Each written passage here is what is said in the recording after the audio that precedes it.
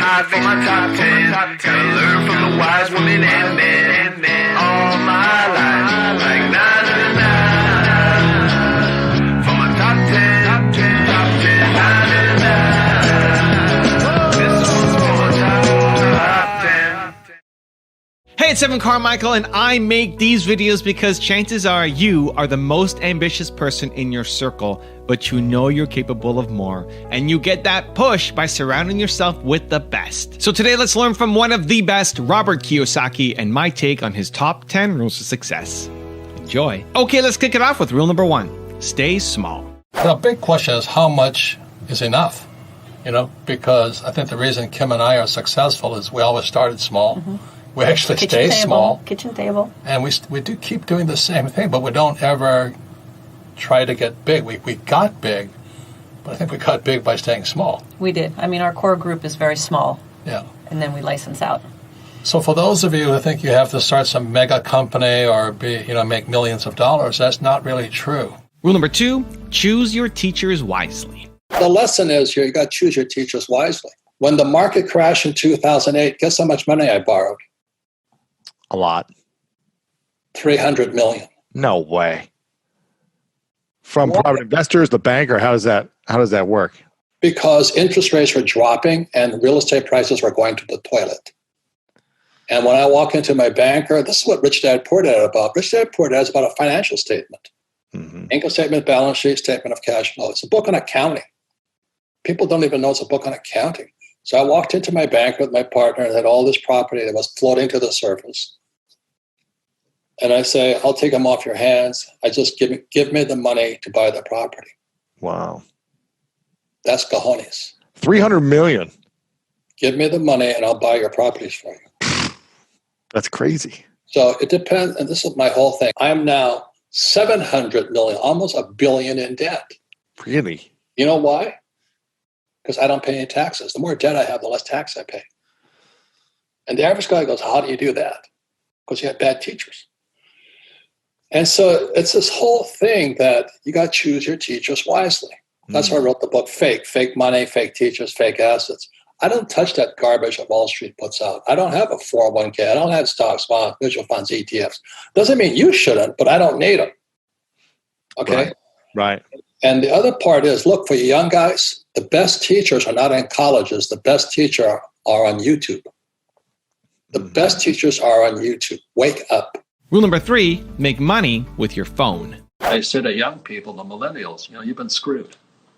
You're being left with a world that's absolutely horrible shape financially and all this. Student loan debt, pensions are collapsing, financial systems are collapsing, the rich are getting richer.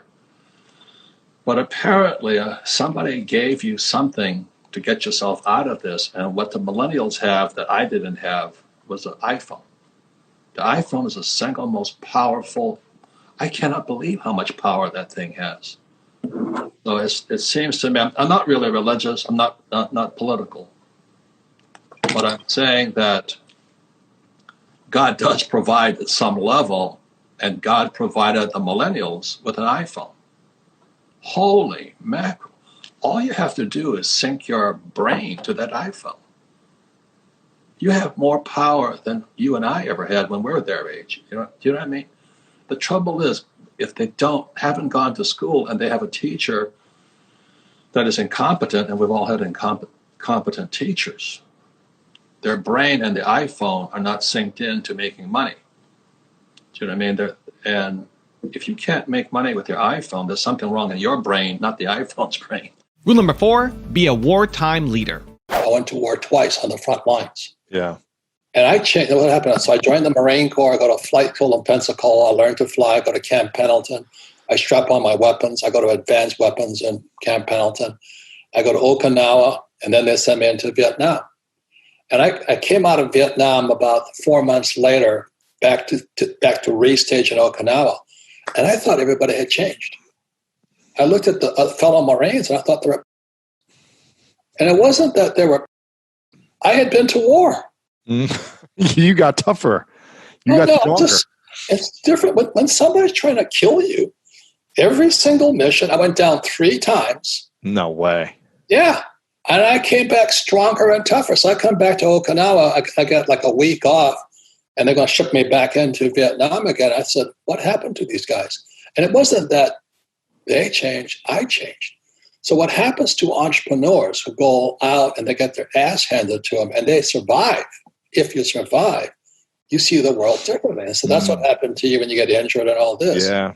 You see a different world. Whereas some peacetime who's climbing the corporate ladder right now, they just lost their job. They're sucking their thumb. This is the worst time for them. Yet for a wartime leader, they're excited. They're excited about it. Yeah. It's the best of times. Yeah. If you're an entrepreneur right now, the world's open to you.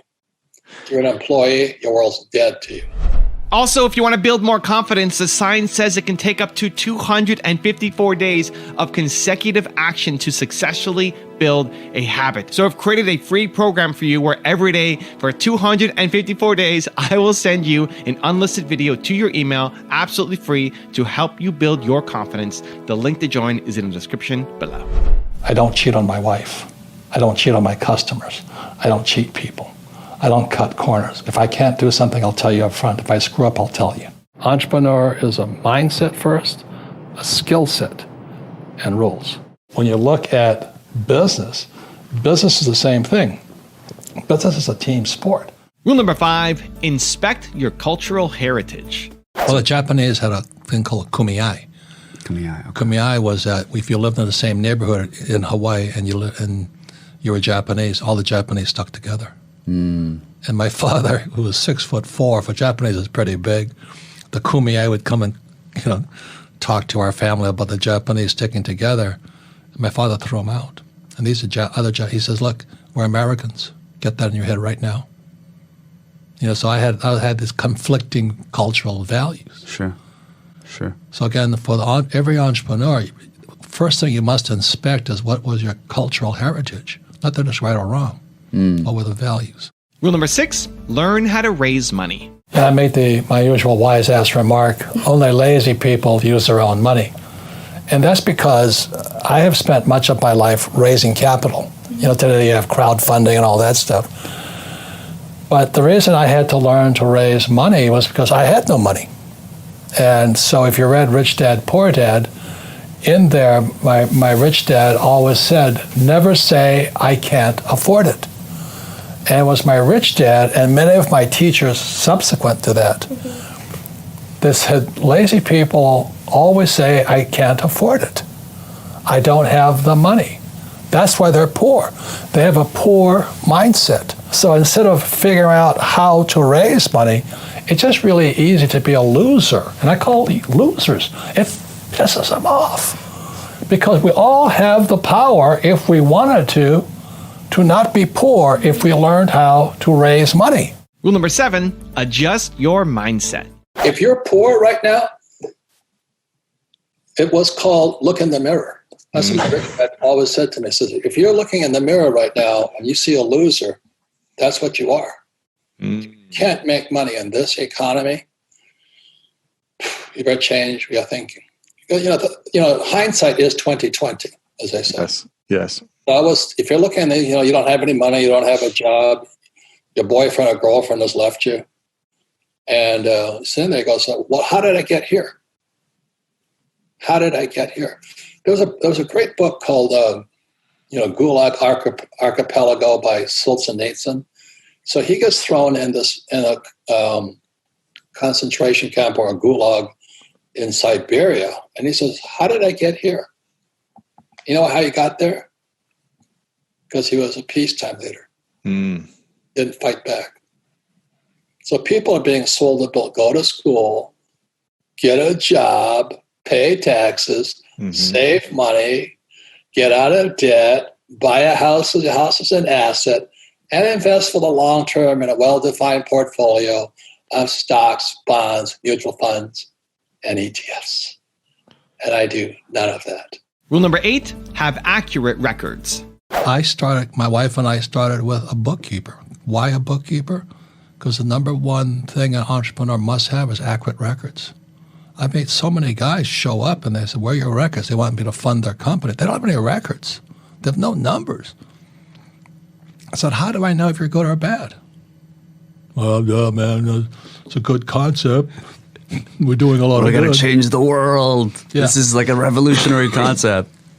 We're good people. Yeah. You know, I have a master's in art. Yeah. We're from the same city, you know? I know, yeah. You know? We grew up together. Rule number 9, change who you listen to. If you're not doing well, if you're not thriving today in this crisis, then somebody to your head. Somebody crawled upside your butt and into your head and messed with it. You know, go to school, get a job, work hard, taxes, save money, and then get out of debt and then invest for the long term in a well-diversified portfolio of stocks, bonds, mutual funds, and ETFs. If you've done that, you're in big trouble. So as you know, if you don't change your thoughts, you don't change your life. And that's why I've been tweeting. I know I'm so old, I don't know what Twitter is. I'm finding out that. But anyway, what was I talking? Oh, I said, go to YouTube, man. The best teachers are on YouTube, and they're not getting paid stupid academic rates. You know, they don't have tenure. Most of them, if they're a real teacher, they're doing really well today. You're doing well. I'm doing well. I would listen to us, not that phony at Harvard. You know, the peacetime leader. And rule number 10, the last one before a very special bonus clip, is operate on faith. I don't know if it's good news, except to be careful. You know, what changed my life was a book, like it did for many people. And it was this book here. It was called The Grunge of Giants. And it's by Dr. R. Buckminster Fuller. And grunge stands for Gross Universal Cash Heist. So when I was, I think, in my 30s, I went to study with Fuller. You know, he's most well known for the geodesic dome. And I first saw his geodesic dome in Montreal, Canada, Expo 67, the World's Fair of the Future. So my classmate from school in New York, we hitchhiked up to Montreal just to see Bucky's Dome. It was a U.S. pavilion, and it blew me away. You know, and but we all have these events and teachers in our lives. And so I think the good news is that there's a teacher like you online now. The best teachers are on YouTube, not in schools anymore. And I think that's really the good news, is what we're doing is the news. What's happening in the news today is fake. It's the old news. This, it's tragic. This coronavirus, you know, like, I don't know if it's real. I mean, the virus is real, but the media terrorism is frightening. So I've already been warned many times to stay in my lane. Don't go into medicine. Don't go into this virus. Stay teaching people with my little cash flow game. You know, I'm talking about stay small or we'll stomp on you.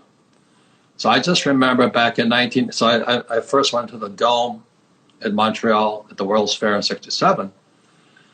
And I studied with Fuller in 1981, and I studied in 81, 82, and 83, and he was predicting the future. He told us what was coming.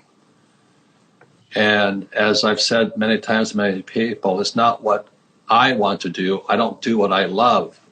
I ask myself, what does God want done? And what God wants done is real education, in my opinion, and it's financial education. And there is no real financial education in our school systems, and that's not a mistake.